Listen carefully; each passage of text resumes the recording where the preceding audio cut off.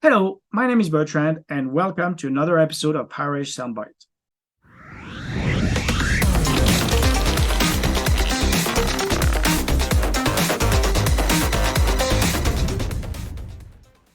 Today I'm joined by David Odell. David, welcome back.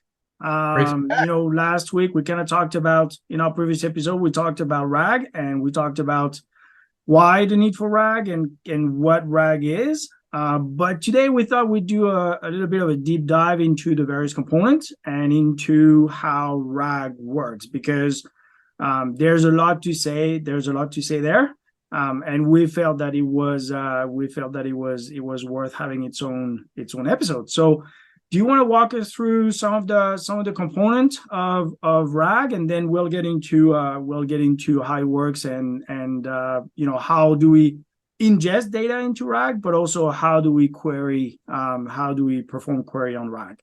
So, but first, walk us through the components. Yeah.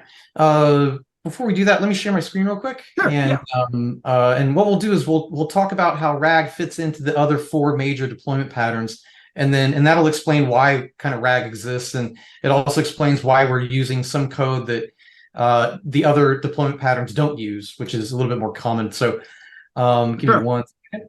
Absolutely, yeah. Great. So you should see this screen. Yep. Yeah, we got it. Cool.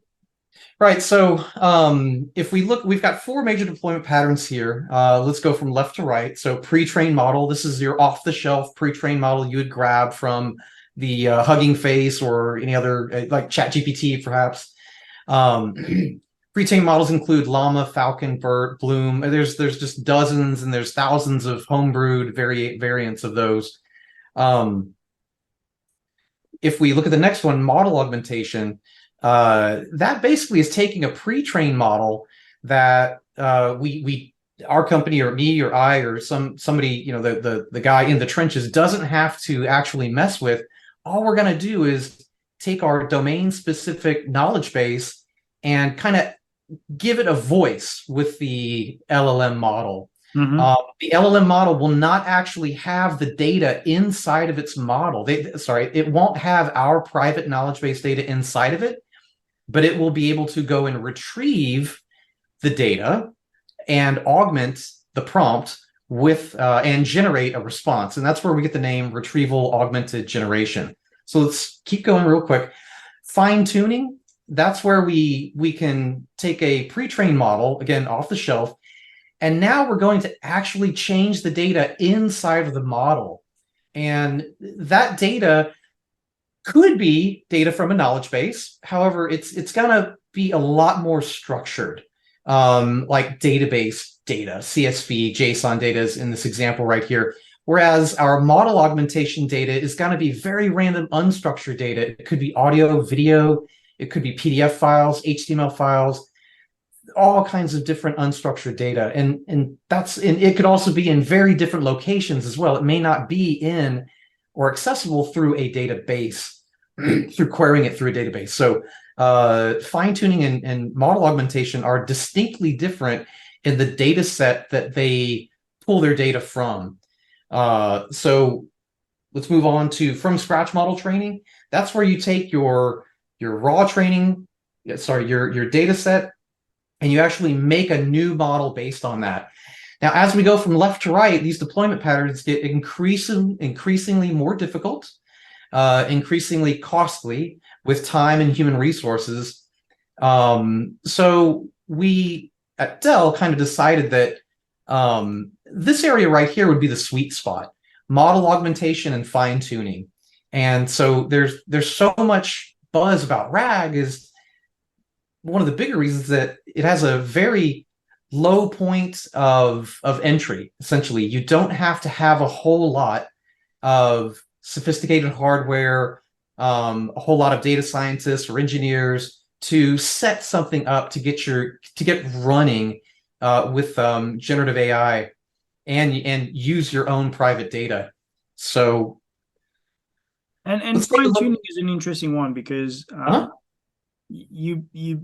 people don't necessarily realize that in order to fine tune a model, yes, you don't need as many resources as you do to create a model from scratch, but you still need pretty significant resources, a lot more than to run inferencing, which is effectively what in RAG we use the LLM as an inferencing, not as tuning or training, and so the resource consumption is way lower. Way lower, right?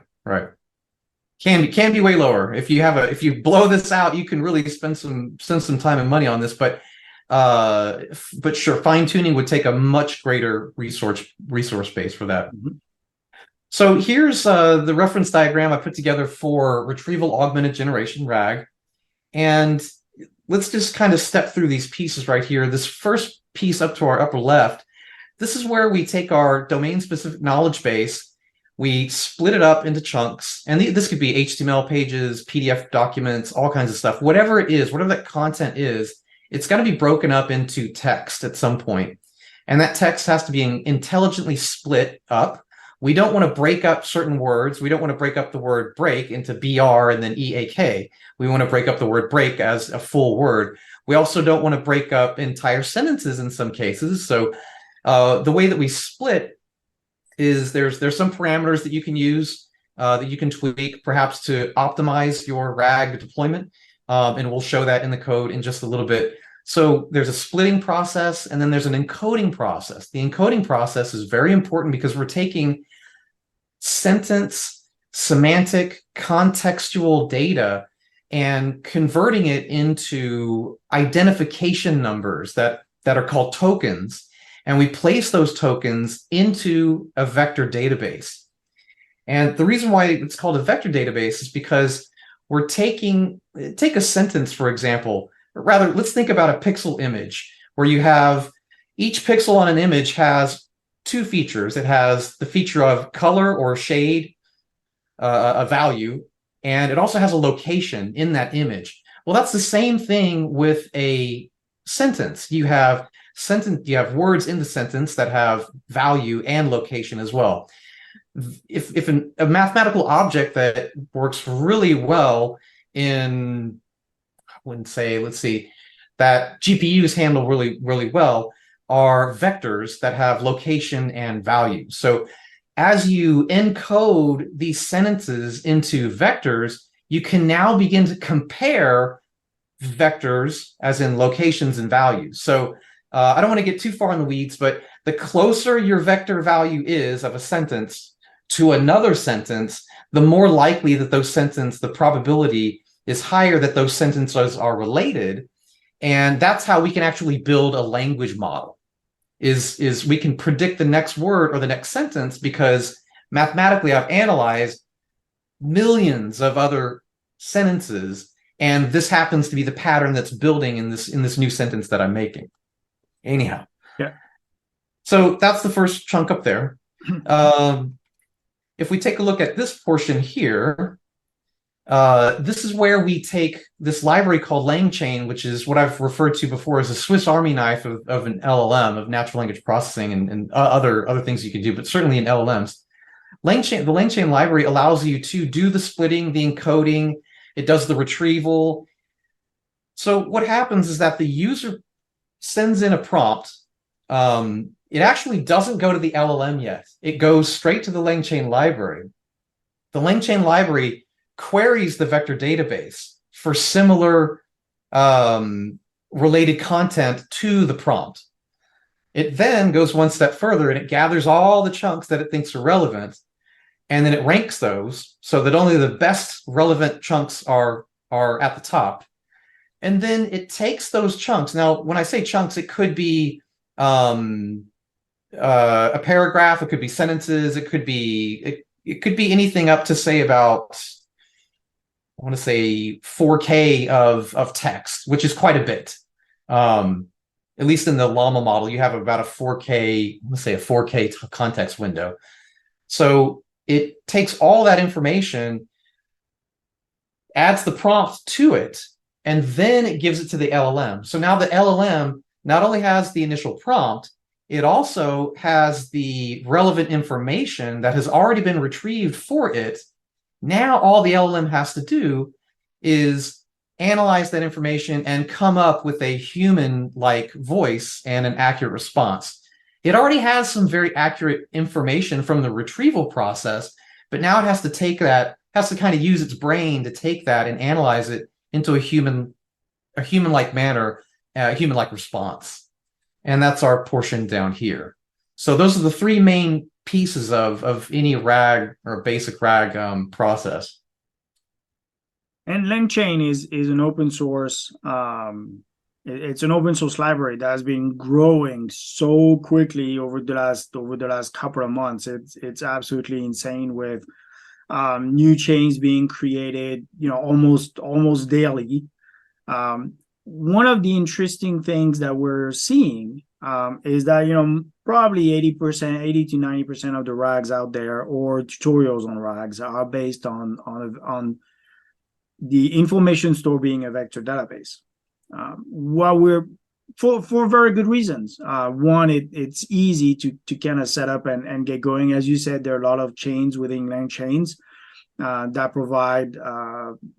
provide ways of splitting, encoding, and getting chunks out of the database. We're also seeing graph database being tested in this case, because they work on a very different way, and allow queries that are going to be across potentially multiple documents to be run. And so that's a very interesting one. So yes, most of the RAG today out there are based on vectors, but there are also some that are more and more popular around graph database. So that's an interesting one. Yeah, I mean, LangChain is, like I said, Swiss Army knife. It's continuously gaining different tools. I would love to be able to sit down for a couple of days and just do more experimentation with it, but it's extremely powerful. Yeah, totally. So now that we've talked about the various components, how does it, how do you use it basically? Sure. Well, let me show you our example. Okay. Get out of this. So I'm on my jump box right now that is connected to our on-prem lab out here in Boston. All right. And so what I've got running is a Gradio front end to the LLM that's running right now, to the RAG deployment right now. Okay. Let's take a look. Which LLM are we using in this demo? This is using Llama 2. Right. Llama 2 7B. It's quantized. It's shrunk down quite a bit to fit onto smaller. Again, this is proof of concept code. You can certainly run these full size, full precision 32-bit if you wanted to. This one's not doing that. Okay. But before we get into querying things, let's take a look at where I got my data. So the knowledge base that we wanted to use was Dell Infohub. And if you go to Dell Infohub at delltechnologies.com, you'll come to our PDF file, HTML file database of white papers, blogs, all kinds of stuff. And what I wanted to do was be able to use some of these and interact with them through the LLM. So I took about 100 of these and put them inside my local folder here that the LLM has access to. So each one of these files right here is a downloaded PDF directly from our website, essentially. So This is very, very comparable to what other companies would have. Absolutely, yep. Right. So we gather those files, we make them accessible. Let me show you again real quick. So if you take a look here, this is the actual Jupyter notebook that I'm using, and that Jupyter notebook has access to that folder right there, and a couple of images. It's going to take these files and chunk them and build a database that's inside this local folder right here. Now, again, this is a proof of concept, something that can be done on a low tier device with a single GPU. This can also be scaled out. You could have a distributed database somewhere else. You could have your data set as hosted somewhere else on an NFS share, and you could run this instead of a notebook. You could run this with just Python code, either way. But when you go to download our POC, these are the files that you're going to be able to get. Cool. So yeah, go ahead. Cool. Awesome. Yeah. So let's take a look at the code real quick.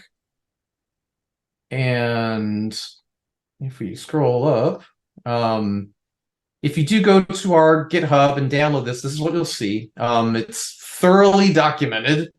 And what you'll see here is you'll be installing the Hugging Face Hub, which gives you access to their models and lots of tools. You got to do it. You can't run this without it. There's a lot of LLMs you can't run without Hugging Face Hub. It's perfectly fine. You'll need to install all these libraries here. The big one is PyTorch. So you can certainly run RAG in TensorFlow, but a lot of the stuff that we've been doing lately has been that we've been seeing is PyTorch framework. Going here, this right here is you'll need this Auto GPTQ library. This helps with increasing the inference speed and quantizing the model down to a smaller version that you can ingest. We just import our libraries. And here we're going to assign the workload to a single GPU we have a couple of GPUs on this device, but I want to actually pinpoint the one that I want to use. So yeah. Let's see, here we go. And just for giggles, we always like to take a look at what's in our data set. So we can convert that PDF file, get a thumbnail of it, just to make sure that our file can retrieve a page. We'll do that a couple times. And here's where we start to load. LangChain helps us load those documents. So I've got about 100, I think there's 100 exact files in the Infohub folder that I put together. But that comes out to about 3,521 what it considers documents. So I'm just going to say pages, because those pages or documents have to be chunked. Mm-hmm. And in order to chunk those, we need to use another model to do this intelligently, which is kind of cool. When I first started doing this, I didn't realize that it used another model to do this. So it downloads a very, very tiny model that is used specifically for text embeddings. So we split our chunks up. Here's one of the parameters that you can use if you want to fine-tune things. If you say you're not getting the best response, you might want to make your chunk smaller or larger. It just depends. You'll have to tweak it. There's also a chunk overlap parameter. So something you can kind of twiddle the knobs with and optimize things. But we're going to take those documents and split those up into chunks. So now we've got 7,000 some odd chunks. And that is very, I would say, very domain specific. And very domain specific. Right. Exactly. Yeah. Right. So over here is where we're declaring VectorDB as a Chroma DB, and Chroma DB, you can look at this up on the website. That's just a very straightforward on-prem vector database that can be used. It's open source, free. You don't have to go online to create a vector database. You don't have to use anything online at all. You can run this, again, as long as you have internet access to pull the libraries you need, yep. You don't need any other services or anything. So that's awesome. Yeah, it helps. Again, this is all for something on-prem. And again, with what was going on recently with OpenAI, the stability there, you just don't know. So it might be prudent to make sure that your resources can all be done on-prem, perhaps. Anyway, yep. So it speaks to that security issue. So we build our vector database. This takes a few minutes because we're taking all those chunks and every single chunk we're creating a new ID out of, and that's going to be thousands and thousands of new IDs that have to be created in this. It takes a couple minutes, not too long. Here's where we actually download our Llama 2 model, and this is a Hugging Face model that's located at this folder right here, this subfolder. This one's actually really popular, and what I suggest other folks to do is, if you are going to download a variant of, say, one of the major LLMs that's out there, go for a variant that's popular and has wide community support. And this particular one by the bloke has around 100,000 downloads. So it's got good community support. It's got good broad usage. And the reason why it's so popular is it's already been, to some extent, pre-quantized. You can use this right out of the box, and you can squish it down further. So we're using this revision right here to really make it small enough to fit on a small 16 gig T4 GPU, which is pretty amazing that we can do that with this kind of technology, where you can take an entire proof of concept and do it on one box, whereas some proof of concepts require lots of different resources, databases, and this and hardware. This you can do very, very affordably with off-the-shelf hardware. Yeah, I participated in a podcast by my friend Adam Robiak. I'll put the link in the description, where we talked about quantization of models. What is the benefit? What is some of the drawback? Because you got to be careful also as well there. But effectively, kind of some of the interesting use case of quantized models that allow you to, for instance, run them in CPU versus GPU. And so I'll put the description in the or the link in the description for that podcast, because it's super interesting.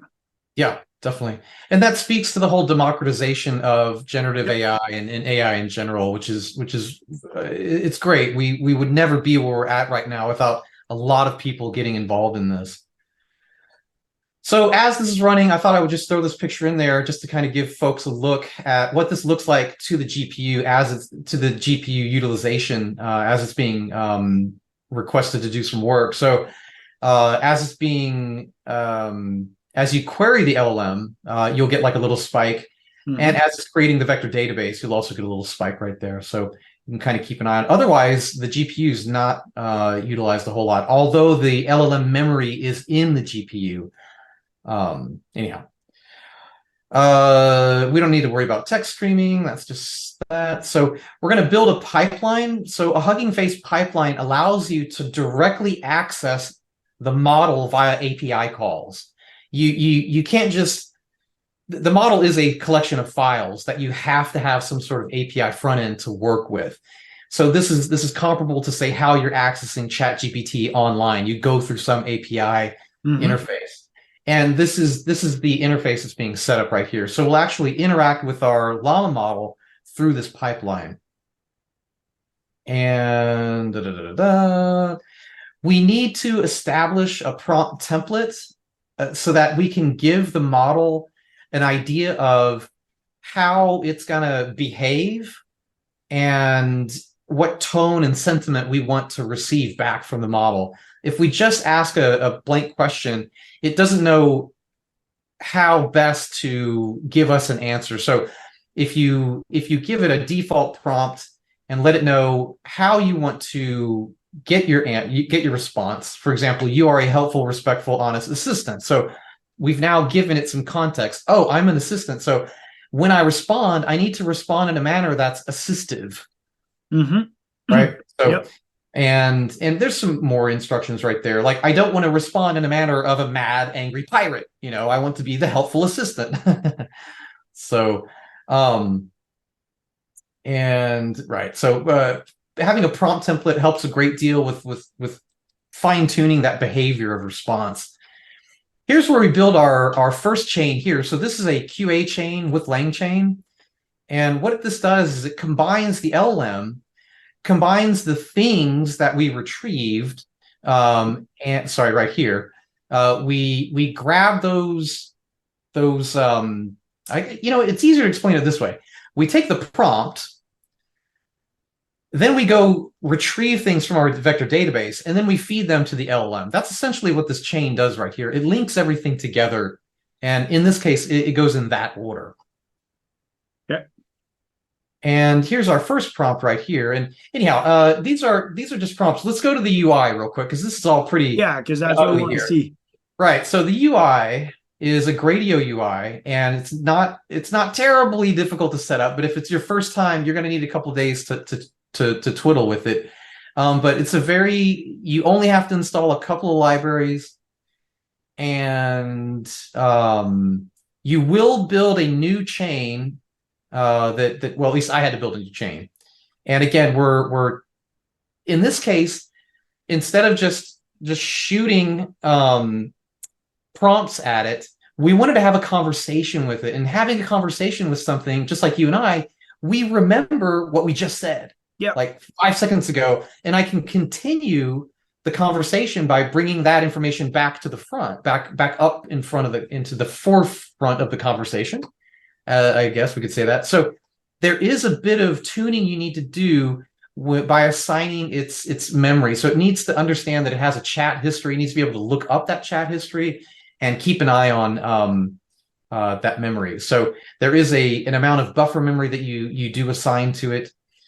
This is where we actually build the UI right here.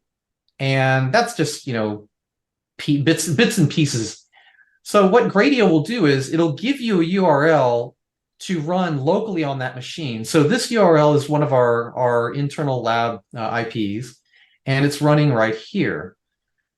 So I asked it, please give me a numbered list of 3 Dell Technologies solutions for the telecom industry, because I happen to have a bunch of telecom white papers in here. Mm-hmm. I can't remember what's in them because I didn't really read them all, or one of them. Don't tell the boss. And it pulls out these 3 kind of options right here. And I can ask, I'd like to hear more about option 3. And it gives me, yes, Dell Technologies platforms are compatible with all major, and it's referring to this right here, Dell Technologies multi-vendor cloud networks. Now, this answer was maybe not 100% correct, maybe 80 or 90%. So I went ahead and just asked it more about edge platforms, and it gives a pretty good response here. That's quite what I call meaty and accurate. But we can certainly ask it more. I've got let's see, I've got some loaded ones here. Let's see. Oh, sorry, what? No, I was gonna say what is very interesting in this, and you really highlight the power of RAG versus fine tuning, which is, if I fine tune my model, that means that every single time I've got new pieces of information that are being produced, and I need to fine tune my model again to include that new piece of information. Whereas RAG, the only thing I got to do really is add, is chunk and embed that new information into the vector database, and at that point, it's readily available, which is a much less resource intensive than fine tuning a model every single time somebody within Dell creates a new white paper. Exactly. So we could crawl the Dell site or whatever process we need to do to access those new PDF files in this example. We could crawl that, put some automation to it. We can run this. This could be a Python script. We could run it as a notebook. It doesn't really matter, but we could run this periodically, and it will rebuild that database in the background. Say midnight every night, we put a cron job and automate this whole thing. And it's continuously updated. Where again, you're right. Fine tuning is only good to the point at where it was trained. If you finish the training in 2022, then it has no idea what happened in 2023. You have to go build a new model. You have to do the entire fine-tuning process over again with 2023 data, and that could take an enormous amount of time. But again, you may need to do that because your data requires it that way. So fine-tuning may work best. But if you're dealing with domain-specific knowledge bases, then RAG is really the way to go. At least those that are continuously updated, and they're also unstructured, kind of random data sets. Well, exactly. So, and when we have customers, there are, obviously a lot of our customers are looking at, chatbot and digital assistants and virtual assistants. And those digital assistants, have to leverage some form of knowledge base where they get their quote unquote proprietary data. And that's really where RAG shines, is in leveraging that knowledge base through that chatbot interface, where the chatbot remembers the conversation you've had, but yet always has accurate factual data. Yeah, exactly, and that's the goal.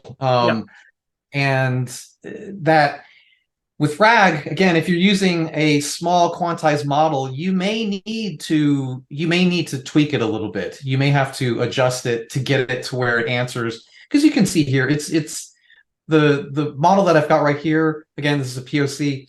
The conversation is informative. It's fairly accurate. My only issue was this response right here. I wasn't too pleased with that. So in our POC, you can kind of downvote that. Now, it's not going to automatically reconfigure the LLM to get a better response out.